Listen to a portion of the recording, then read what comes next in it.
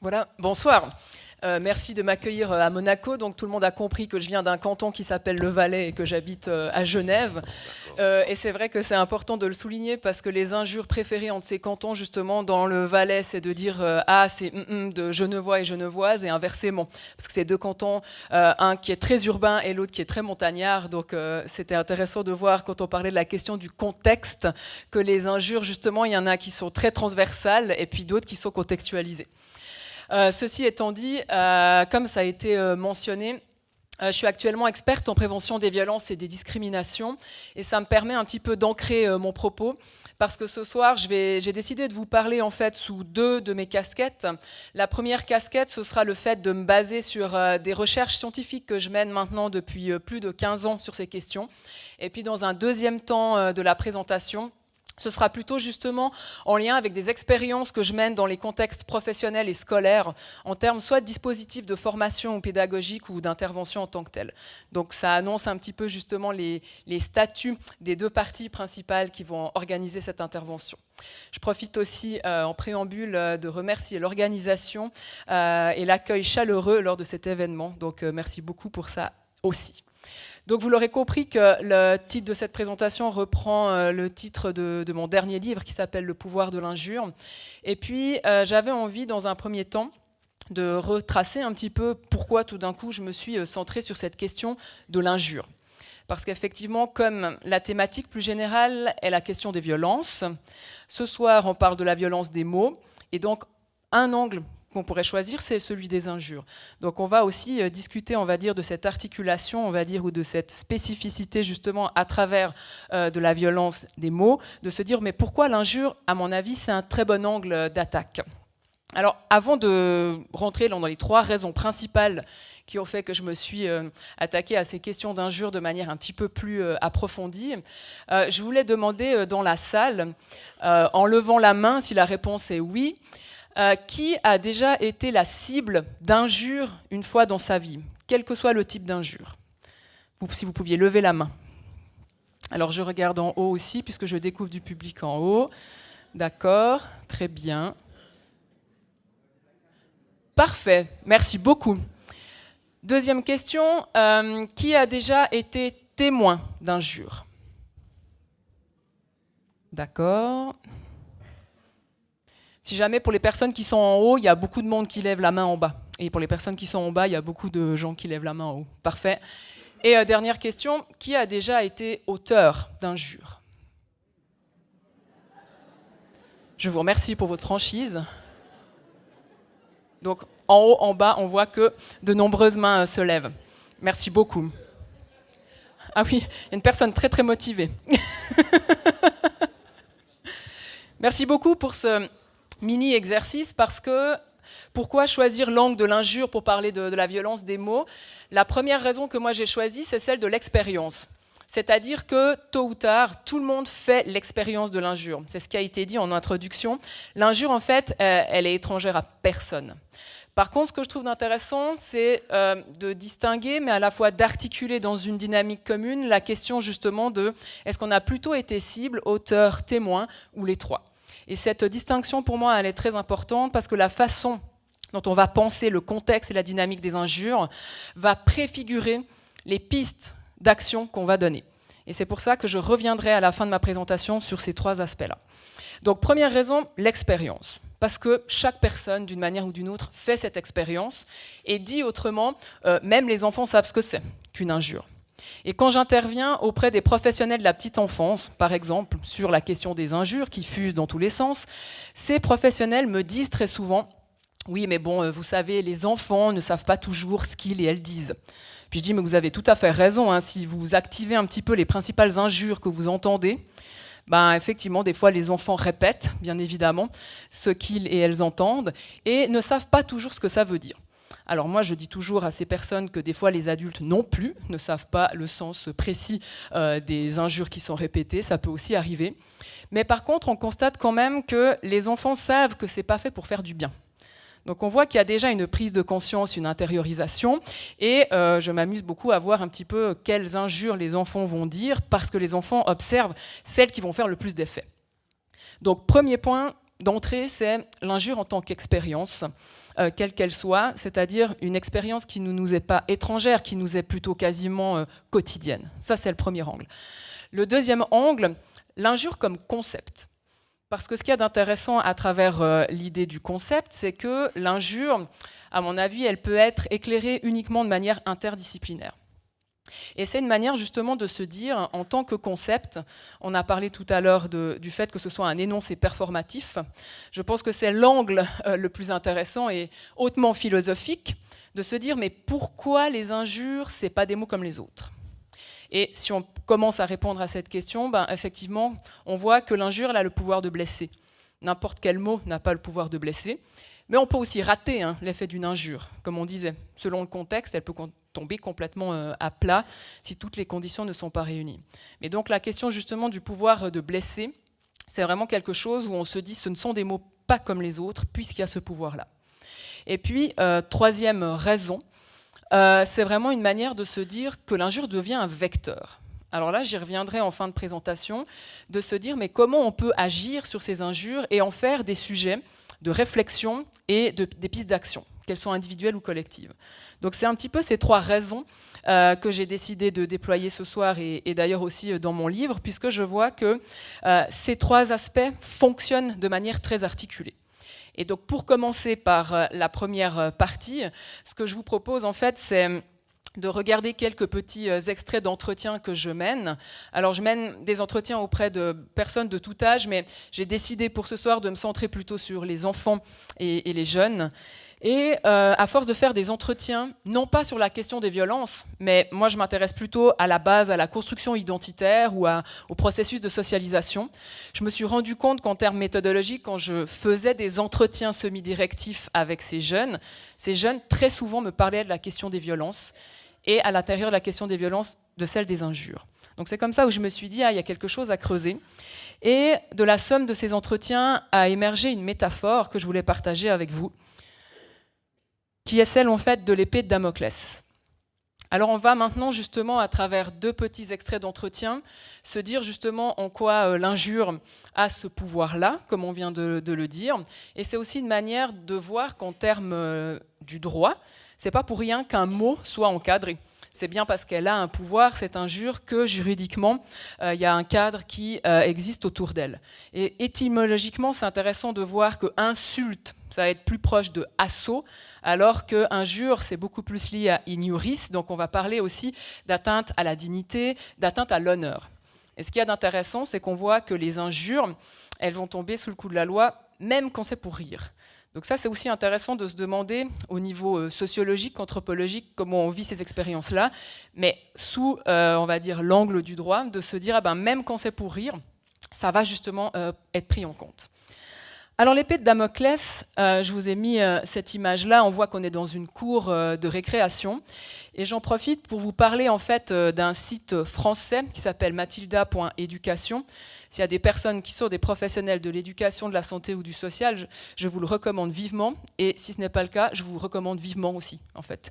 Parce qu'il y a des vidéos très intéressantes et diversifiées, interdisciplinaires, ça va de la philosophie à la biologie, l'anthropologie à l'histoire, et on m'avait proposé de faire différentes vidéos, dont une sur les injures. Et je m'étais beaucoup interrogée sur comment faire un outil pédagogique où les gens ne s'endorment pas.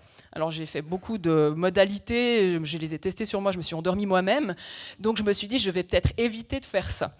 Donc sur justement ce site-là, j'ai proposé un outil pédagogique avec des témoignages de personnes, et je vois que sur la question des injures, en fait, partir des expériences concrètes reste le meilleur vecteur. Je parlais tout à l'heure de vecteur, donc si cette vidéo vous intéresse, elle peut être utilisée de manière pédagogique par chapitre, ou si tout simplement vous avez envie de la regarder, n'hésitez pas, mais c'était juste pour dire que ce site mathilda.education est très intéressant en termes pédagogiques. Alors pourquoi l'épée de Damoclès ? Alors l'épée d'abord. On a Roxane qui nous dit « C'est une chape de plomb qui laisse des séquelles physiques, psychologiques, c'était le néant ». Donc cet extrait d'entretien, il nous parle en fait des effets de l'injure, et c'est pour ça que cette diapositive s'appelle l'épée. Comme on l'a dit tout à l'heure, donc pourquoi les injures, ce sont des mots pas comme les autres, c'est parce que ce sont des violences verbales, et elles ont le pouvoir de blesser. Alors là, on n'est pas en train de parler de ce qu'on appelle la désémantisation des injures, c'est-à-dire le fait de mettre des injures dans les phrases comme des signes de ponctuation, très liés à la banalisation de ce langage-là. On parle vraiment justement des injures qui sont adressées de manière directe ou indirecte aux personnes et qui vont les blesser. Donc l'épée, pourquoi l'épée ? La question de blesser en plein cœur. Et puis l'autre pouvoir de l'injure à travers l'épée, c'est la question de la dévalorisation. Et ça, c'est extrêmement important parce que la dévalorisation, ça montre que l'épée, en tant qu'injure, justement, elle va créer des frontières à la base qui n'auraient pas lieu d'exister. Mais rien que le fait de dire une injure, on coupe le monde en deux et on crée des frontières. Et cet aspect-là, il est extrêmement important puisqu'on voit que bien des travaux aussi de philosophie d'ailleurs ont montré que l'injure, elle n'est jamais uniquement individuelle. L'injure, elle est toujours individuelle et collective. Si je sors d'ici et puis je profère une injure raciste, par exemple, je vais viser la personne en tant que telle, mais je vais aussi viser tout un groupe d'appartenance. Ou par contre, si je dis justement des injures qui touchent une collectivité ou en termes généraux, je vais aussi toucher chaque membre de cette collectivité. Donc on est en train de voir que finalement, l'injure n'est jamais en fait un électron libre ou isolé, mais fait souvent partie d'une série répétée d'actes de langage qui fait que justement, il y a cette puissance de l'épée qui va frapper en plein cœur. Et ce que nous dit Roxane aussi, c'est que ces effets des mots, elle a été victime uniquement justement d'injures répétées. Elle n'a jamais vécu de violence physique. Et Roxane, des fois, disait « J'aurais vraiment préféré qu'on me frappe parce qu'en fait, moi-même, j'aurais pu identifier que cette violence-là, elle est grave. Et en plus, il y aurait des marques. » Parce que les marques dont elle parle, elles sont beaucoup plus, on va dire, invisibles que les coups en tant que tels, si on prend ces exemples-là. Donc, les conséquences de cette épée, des aspects liés à la santé physique ou psychologique, mais aussi l'autre point très important, c'est celle du néant. Et celle du néant, je la travaille énormément actuellement sur les questions de harcèlement scolaire. Je parlerai plutôt personnellement d'intimidation scolaire, parce que le mot de harcèlement, surtout avec l'actualité entre le harcèlement sexuel, le harcèlement de rue et le harcèlement sexuel, on voit qu'on n'a pas du tout les mêmes dynamiques qui sont mises en place. Donc je pense que pour éviter des confusions, je pense que le mot d'intimidation, il est plus intéressant, surtout que dans le contexte scolaire, l'injure, ce sera l'arme première de l'intimidation, à savoir justement un phénomène de groupe qui va assaillir une personne et créer une asymétrie. Et donc la question du néant pose aussi justement cette interrogation sur comment agir en profondeur sur ces aspects-là, et j'y reviendrai en conclusion. Donc pourquoi l'épée de Damoclès ? Parce que l'épée, justement, les mots sont une arme, et de Damoclès parce que Guillaume nous dit « On ne m'a jamais injurié en face, mais le fait que ça puisse arriver m'angoisse, alors je fais gaffe ». À force d'entendre des jeunes qui me parlaient de leur expérience et qui m'ont dit la souffrance que ça pouvait être d'être la cible d'injures, j'ai eu tout d'un coup plein de jeunes qui me disaient, ou même d'enfants, moi en fait on m'a jamais injurié en face, moi en tant que personne. Par contre je ne cesse d'entendre des injures autour de moi qui me visent indirectement. Alors elles ne sont pas dites à moi, mais ça me touche. Et c'est là où justement j'ai développé cette idée de Damoclès, parce que du coup ces personnes vivent comme avec des épées qui peuvent tomber à tout moment. Et la question typiquement de l'intimidation sur les réseaux sociaux, c'est un bon exemple parce que du coup cette épée elle devient quasiment anonyme et impalpable, voire invisible. Donc l'épée de Damoclès, c'est aussi une manière de se dire que les injures peuvent tomber de cette manière-là. Alors moi je disais à ces personnes, mais je leur disais pas comme ça, mais en gros je leur disais mais vous n'êtes pas un peu parano en fait de penser qu'il y aurait tout le temps des épées qui vous tomberaient sur la figure tout le temps. Et puis du coup c'était beaucoup des élèves, là on parlait du contexte scolaire, et ces élèves disaient non je sais pas que je paranoïe en fait, c'est que c'est violent d'être la cible de violence, c'est encore plus violent quand les adultes n'interviennent pas.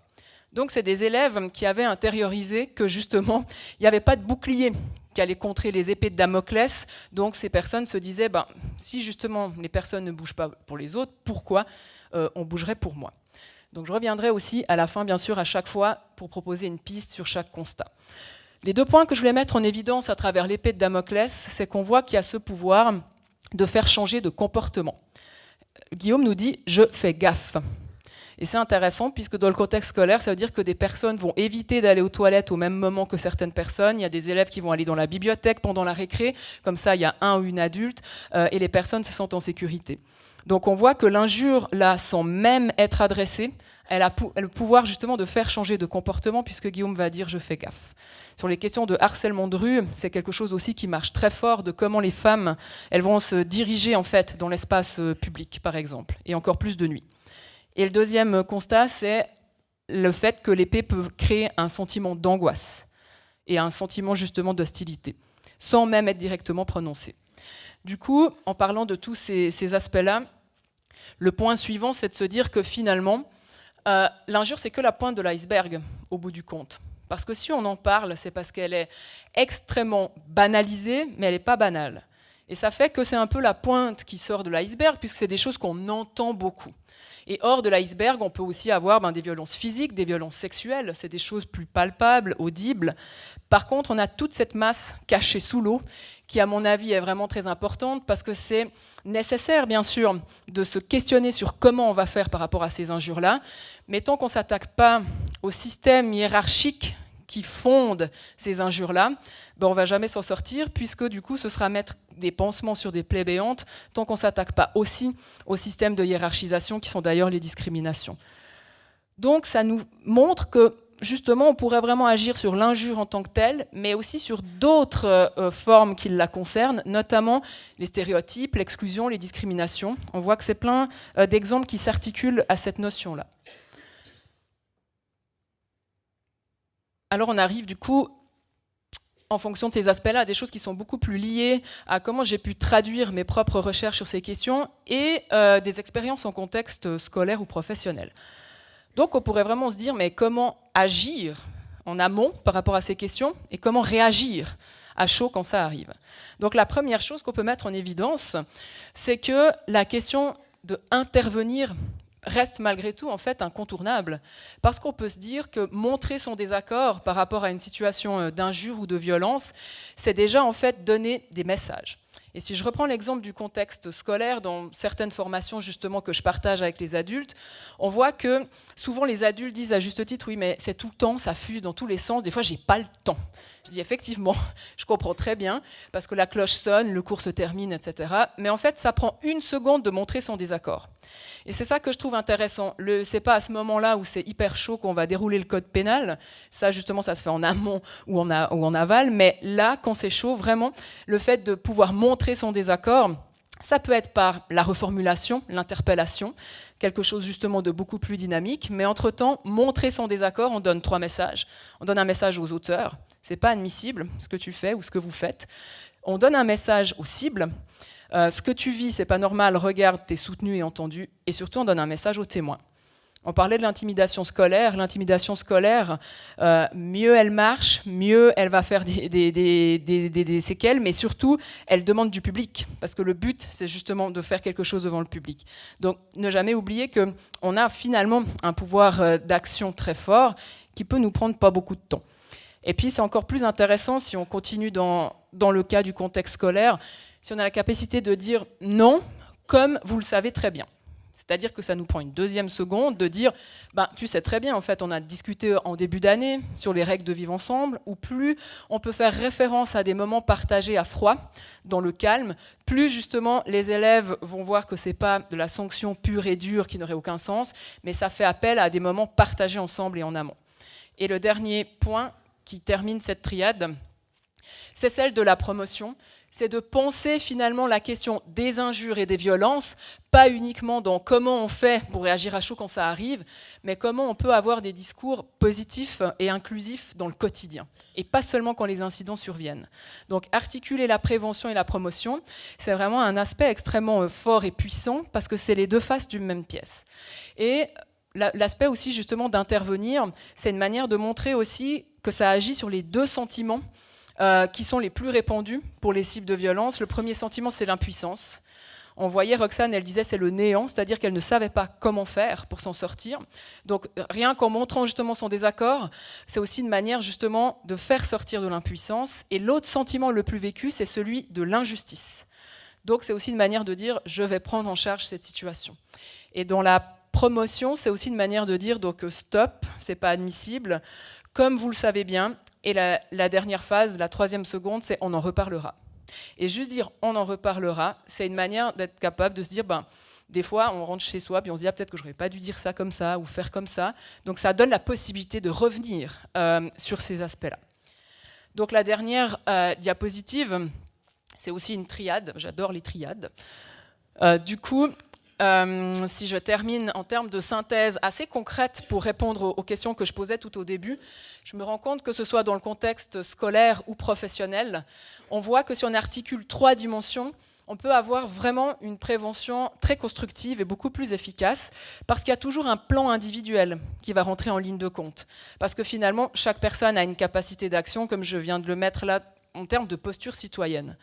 Alors justement, on ne va pas non plus justement se jeter dans la gueule du loup dans certains contextes, mais dernièrement j'étais dans un métro à Lausanne et puis je voyais qu'il y avait une jeune fille qui était apparemment en train de passer un sale quart d'heure avec 2 garçons qui l'assaillaient, et puis comme moi-même je ne voulais pas surinterpréter cette situation et puis débarquer et faire la chevalière blanche ou je ne sais quoi, moi je ne voulais pas penser à sa place. Du coup, plutôt que d'aller justement stopper cette situation de manière très frontale, je suis allée justement simplement demander l'heure à cette personne.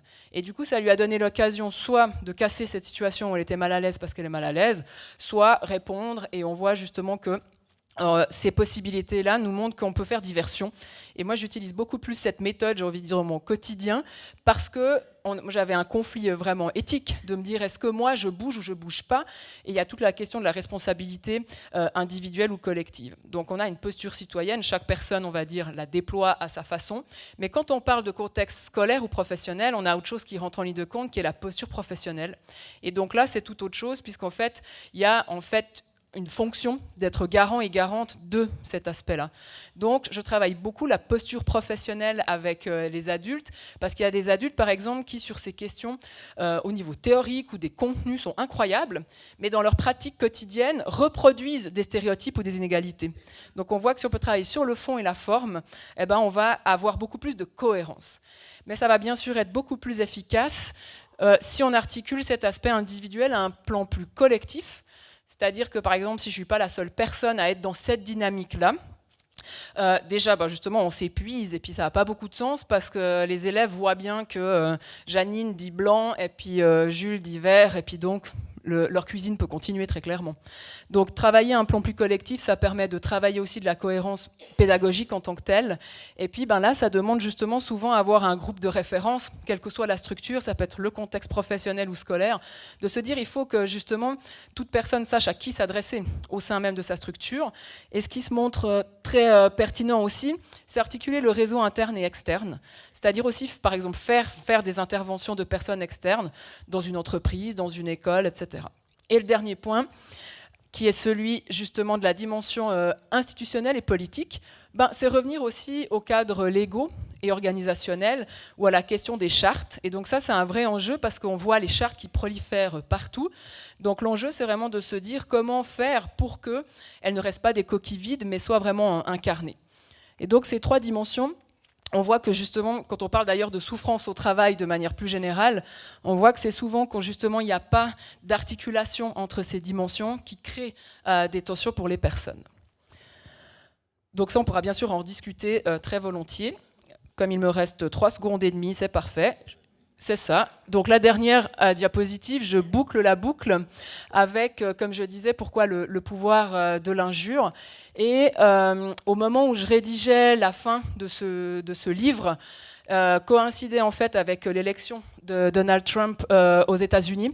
Et c'était très intéressant en fait de voir, si on revient à la question aussi de la banalisation des injures, de voir que ça devient aussi compliqué quand on a des autorités politiques qui vont légitimer ce genre de discours. Donc après, il ne faut pas s'étonner si on revient au cours de récréation que des enfants ressortent des choses qui sont entendues de manière assez virale. Donc ça nous permet là de refaire la boucle entre notre quotidien, nos expériences et puis ces différents niveaux. Je vous remercie vivement pour votre attention et puis à tout de suite.